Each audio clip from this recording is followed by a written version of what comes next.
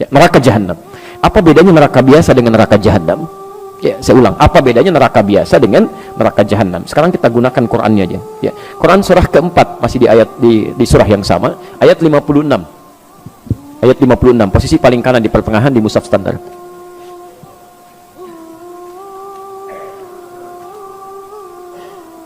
Baik, ini yang tidak menggunakan kata jahanam, cuma neraka saja. Nar. Kan yang tadi bunuh biasa tempatnya di mana? Neraka. Baik, sekarang yang kedua jahanam. Kita ambil yang neraka biasa dulu ya, sebelum ke neraka jahanam. Yang biasa dulu. Baik. Ada ayatnya? Innal ladzina kafaru biayatina sawfa nuslihim nara. Orang-orang yang selalu ingkar dengan petunjuk-petunjuk kami, kalau ada kata kafar, ini bukan menunjukkan orangnya. Awas, hati-hati. Bukan menunjuk orangnya, tapi pada perilakunya.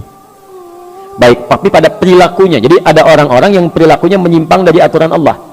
Maaf, kalau yang tidak beriman menyimpang, wajar karena nggak ada imannya. Saya mau tanya, ada nggak orang Islam yang menyimpang dari aturan Allah? Ada. Diajak sholat susah, dengar azan marah-marah misalnya, diajak ngaji, ngajak berselisih, bisa terjadi itu ya, ada. Nah, kalau ada orang-orang seperti ini, tiba-tiba banyak amal salahnya, sedikit amal solehnya, di akhirat nanti timbangan amal salahnya lebih banyak, amal solehnya sedikit, dimasukkan ke dalam neraka. Perhatikan, neraka tingkat paling ringan, di situ ada jahanamnya enggak? Tidak, disebutkan nar saja. Apa siksaannya? Perhatikan kalimatnya, saufan nuslihim nara, maka kami akan tarik, nusli itu tarik ubun-ubunnya, dicelupkan ke dalam neraka. Disiksa paling ringan di neraka itu adalah saat seseorang sudah dihisab tempatnya neraka, itu ubun-ubunnya ditarik tuh, yang paling ringan. Dari kata nusli, ya, tasla naran hamiyah, gitu kan? Ada disebutkan, ada sebagian tempat yang disebutkan. Jadi kalau ada kata asla yusli, nusli, itu ubun-ubun yang ditarik begini. Maaf Pak ya, puncak kemuliaan manusia itu ada di mana ya? Di kepalanya. Makanya kalau ada orang-orang kan mau diseret dalam urusan dunia, untuk merendahkan dia, kepalanya ditarik kan? Saat kita ingin bersujud kepada Allah, kita turunkan kepala kita untuk menunjukkan bahwa ini puncak penghambaan yang paling tinggi. Maka ketika di akhirat nanti, maaf kalau dalam urusan dunia Anda pernah diseret, yang tahu cuma teman dunia saja. Anda diseret di Bekasi misalnya sama orang-orang yang tidak berkemanusiaan, diseret kepalanya, yang tahu cuma orang Bekasi. Tapi saat Anda diseret misalnya di akhirat nanti, itu dibuka semua alam langit dan bumi melihat Anda. Ini rupanya manusia ini, diseret di bawah tuh, ubun-ubunnya ditarik begini ya. Dan nusli yang kedua, asla yusli itu bisa berarti sesuatu yang dicelupkan dan diangkat kembali. Pernah bikin teh celup? Teh celup? Pernah? Halo? Ya, teh celup itu kan masukkan, angkat begini ya, masukkan, angkat. Nah ini neraka yang paling ringan siksaannya, diambil ubun-ubunnya, dicelupkan ke neraka, angkat begini, celupkan, angkat. Jadi ada malaikat yang memang tugasnya cuma celup, angkat gitu ya. Bukan angkat biasa, bukan celup biasa. Kullama nadijat juluduhum, begitu dicelupkan begini, hancur semua tubuh plus dengan kulitnya. Kenapa di sini disebutkan kulit? Ya, kulit sebagai perwakilan dari seluruh anggota tubuhnya, karena kulit ini bagian dari indera perasa yang sangat tajam. Ya, pekat. Ya, jadi kalau kulitnya ini diibaratkan dengan lukisan kulit di sini, seakan-akan bahasanya bukan kulit kalau ingin terjemahkan lebih luas, seakan-akan ingin mengatakan, maaf, ketika masuk ke neraka ini, itu sakitnya menjalar ke seluruh bagian organ tubuh. Bukankah saat kulit itu kena, kemudian yang lain merasakan? Ya. Maka kata Allah, saya akan buat rasa nih, ketika dicelupkan semua organ tubuhnya merasakan. Jelas ya? Tapi nggak sampai situ, gitu hancur semuanya. Ya, perhatikan, baddalnahum juludan ghairaha, diangkat lagi, sembuh lagi, celupkan, hancur lagi, angkat, sembuh lagi. Baik, informasi saja, satu harinya sama dengan, tahu dari mana? Tahu dari mana 1000 tahun? Baik, Quran surah ke-32 itu kan? Ya, surah ke-32 itu kan? Saja yang kita bacakan dalam setiap Jumat itu kan? Baik, dari ayat kelimanya itu, fi yaumin kana miqdaruhu alfa sanatin mimma ta'udun. Dalam seharinya malaikat naik hitungannya sampai dengan 1000 tahun. Sehari sama dengan 1000 tahun. Baik, jadi kalau ada orang, maaf, masuk ke neraka itu neraka biasa sehari aja, itu hukumannya sama dengan 1000 tahun di dunia. Satu detiknya sama dengan kurang lebih 48 hari. Jadi kalau ada yang dicelupkan 1 detik aja ke neraka biasa, sedetik aja, celup sedetik, itu sakitnya sama dengan 48 hari. Angkat lagi, celup lagi 1 detik, 48 hari. Angkat lagi, celup lagi 1 detik, 48 hari. Itu neraka biasa. Kalau nggak percaya silahkan aja ya. Itu kan diinformasikan supaya kita menghindarinya, bukan terlibat di dalamnya. Ini kan aneh ini, diinformasikan masih mau terlibat di dalamnya juga. Makanya kata para ulama, manusia ini memang agak aneh itu. Bahkan sekarang kalimat aganya jadi semakin hilang, pada aneh. Ya. Ingin masuk surga, tapi selalu melakukan perbuatan yang menjauhkan dia dari surga. Ingin menghindari neraka, tapi senantiasa mengerjakan perbuatan yang menjerumuskan dia ke dalam neraka. Kan aneh. Sudah sadar akan meninggal. Bapak Ibu, ada yang tidak meninggal di sini? Ya, akan meninggal. Kapan meninggalnya? Ya, bisa terjadi kapan saja. Hari ini mungkin. Nah, ini yang paling aneh. Sudah tahu akan meninggal dan kapan saja bisa terjadi, masih bermain-main dalam kehidupannya. Dan masih sempat berbuat maksiat gitu. Makanya kata para ulama, kalau Anda ingin terjaga dari keburukan, selalu ingin baik, coba rasakan setiap terfikir berbuat yang tidak baik, rasakan seketika akan meninggal. Ini ada minuman, bukan minuman Anda. Begitu Anda mau ambil begini, nantilah saya bilang nanti sekalian. Rasakan, begitu Anda ambil, Anda mau teguk itu, malaikat maut datang menjemput Anda. Itu insya Allah akan selalu dijaga, Pak.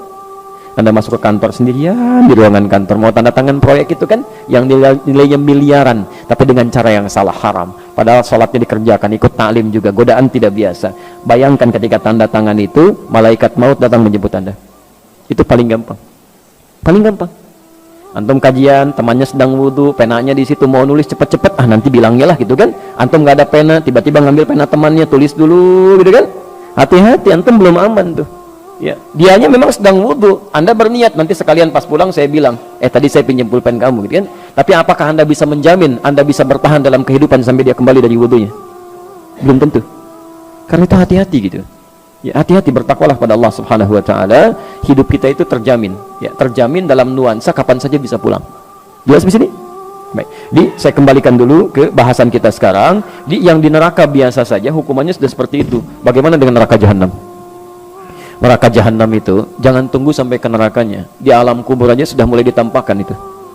Nih tempat kamu ini nih. Ya, Quran surah ke 40. Ya. Ghafir atau Al-Mu'min nanti dibaca kemudian saja, dibuka nanti dari ayat ke-45 sampai ayat 47-nya. Ya.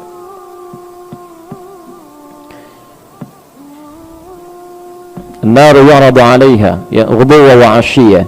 Di neraka ditampilkan kepada orang-orang ini di setiap pagi dan petang. Setiap waktu neraka aja dikasihkan pada dia tuh. Tampilkan. Dan mohon maaf ya, orang-orang yang masuk neraka jahanam pernah dengar istilah ini? Dengar istilah ini?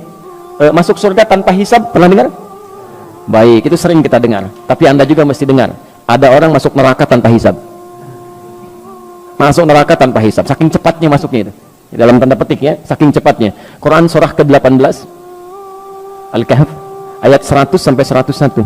Posisi paling kiri sebelah atas ke pertengahan.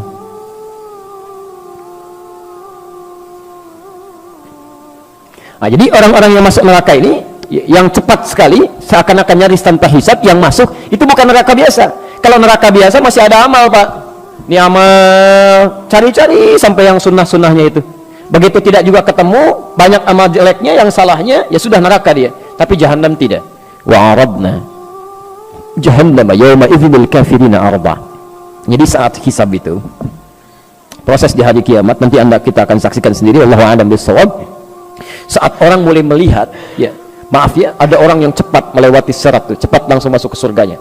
Bahkan dari sejak menerima kitabnya, ada yang dari kanannya senang luar biasa, ada yang mohon maaf di belakang punggungnya, ada dia merasa ketakutan luar biasa. Tiba-tiba ada orang-orang yang tegangnya luar biasa. Saya nanti di mana ya? Kitab saya di kanan atau di kiri atau di punggung di belakang saya. Tiba-tiba ayatnya turun. Udah, kamu nggak usah banyak mikir deh. Tempat kamu di sini nih neraka jahanam, nanti langsung masuk aja.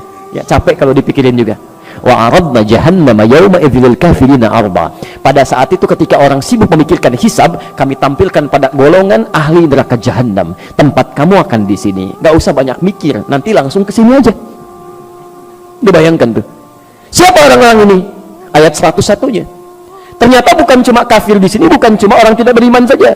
Ada orang-orang beriman yang sulitnya luar biasa. Alladzina kanat a'yunuhum fi ghita'in an dzikri, yaitu orang-orang yang matanya ya, sulit sekali mendapati petunjuk saya, sulit digunakan ingat kepada saya. Kalimat zikir itu segala kegiatan yang mengingatkan kita kepada Allah. Wa kanu la yastati'una sam'a, bahkan telinganya sulit dengar itu. Ada orang sudah mengatakan Islam, dengar azan Allahu Akbar, Masya Allah. Ada orang masih telat, yang ini masa malah marah-marah. Kenapa adzannya dekat rumah saya? Oh, Masya Allah. Yang jadi masalah kenapa rumah Anda dekat dengan suara adzan? Ya. Ini kan aneh ini. Ya. Anda dengar panggilan manusia biasa aja, kenapa dengar panggilan Allah jadi marah-marah? Coba Anda, Pak Ibu sekalian, ini kan ditujukan untuk orang yang sholat, bukan untuk saya. Wah, Masya Allah, gitu kan. Anda pernah ke bandara? Pernah ke bandara? Halo? Di airport ya? Baik, ada panggilan di situ? Baik, panggilan siap-siap, panggilan pesawat nomor sekian. Maaf, kadang-kadang yang dipanggil Anda atau orang lain? Nah, pesawat Garuda dengan penerbangan sekian siap-siap, padahal Anda mau naik batik misalnya, yang dipanggil orang lain, tapi kan Anda nggak marah. Kedengaran Anda juga, suaranya kencang juga gitu kan. Maaf teman-teman sekalian, kenapa panggilan dunia orang biasa-biasa saja, panggilan Allah bisa pada sewot tuh ya? Kan pada aneh orang-orang ini ya. Nah, tapi yang paling indah adalah dipanggil lewat panggilan, belum mau datang juga, saking sayangnya Allah. Ini yang paling indah, Allah itu tidak akan membiarkan seorang hamba kembali ke akhirat kecuali dia telah mendapatkan petunjuk sampai ke puncaknya. Kalau telinganya nggak bisa dengar, barangkali matanya masih mau lihat. Dia nggak mau ke masjid, belum ke masjid, tiba-tiba diperlihatkan di depan matanya orang mulai berangkat. Dari orang dewasa, anak kecil, orang sudah mulai masuk ke masjid, dia masih betulin mobil, begini gitu kan. Mulai lewat, Pak, Assalamualaikum, Waalaikumsalam. Ah, nggak dilihat juga begini. Lewat, sampai anak kecil, Om, masjid yuk. Udah nanti Om nyusul, Masya Allah, ke masjidnya enggak gitu kan. Orang-orang seperti ini yang sulit diingatkan saat di dunia, itu bahkan langsung disebutkan, udah, neraka jahanam. Neraka jahanam kalau dia tidak bertobat selama hidupnya. Nah, sekarang perhatikan sini. Orang yang membunuh ini, kalau ada niat pembunuhan dalam dirinya, maka tempatnya paling minimal di neraka biasa dengan siksa seperti tadi. Kalau itu direncanakan, maka tempatnya di neraka jahanam. Khalidan fiha, nggak akan pernah keluar dari situ, kekal di dalamnya. Nggak akan cukup sampai situ. Kalau dia tidak bertobat, wa ghadiballahu alaihi, dan Allah akan murka kepada orang itu. Maaf ya, kalau Anda dimurkai orang Bekasi, pindah aja ke tempat lain, gampang. Tapi kalau Allah murka dengan Anda mau lari kemana? Ya, nggak mudah gitu. Ya. Wala'anahu, nggak cukup dilaknat oleh Allah. Dilaknat gitu. Hati-hati.